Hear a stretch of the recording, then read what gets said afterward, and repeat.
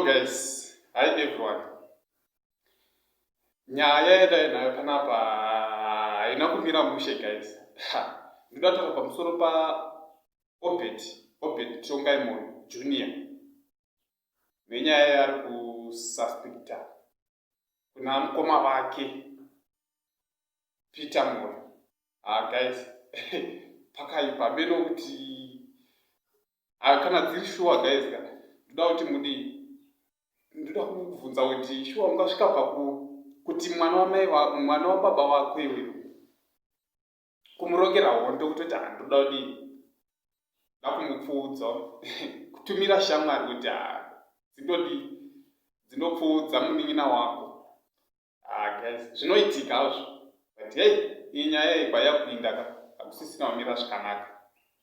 Ndisati ndapinda munyaya yangu guys, ndinoda kuti kutenda vese vakasubscribe to this channel yedu iri kukura every day.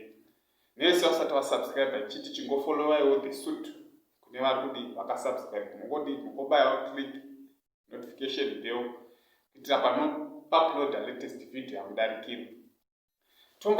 Tongai Moyo Junior Orbet mese munomuziva mwana wa the late Tongai Moyo anoimbawo ane song yake single track yake yakabudisa King Ndapyo.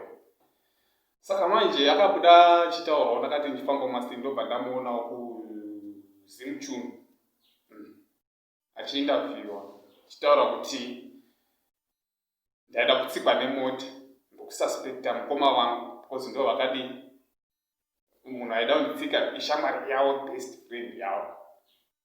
Saka yakatobuda murodi kutonditevera ndobva ndatotisa ndobva watanga kudi kuseka. Saka zvandichaita ndezvekuti ndichakuisira kavidhio kachona munyatsozvinzira mega kuti handisi kutaura zvemusoro wangu. Inyaya itori nema-B11 yandauya nayo kuti munzwe guys, mugotaurawo maonero enyu kuti mwana ungasvika pakuda kuuraya mwana wamudhara wako shuwa. Guys, ngavisadaro, ngatiwiranei mwana wamunhu umwe, ngatiwiranei. Saka guys, handitoda kupedza nguva yenyu. Sarai muchiona kavidhio chiti kunese vasati vasubscribe, please subscribe, click your notification bell kuitira pega pano upload latest video hamudarikiri. Sarai muchiona video iyo. Thank you. Where they are coming from, like who they are, I don't know, but I know where the motivation is coming from.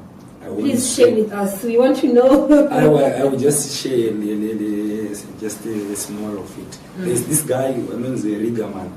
Rigaman was a very close friend to my brother. I used to see him, associate him. Your brother Peter? Yeah. Okay. So he's been sending threats, like telling, hey, we'll sort you out, we have many plans that we can do. And then I still remember there was this day when I was walking on, then there came a car, don't do. So I ran about maybe 50 meters, but I kept on, I thought with maybe it's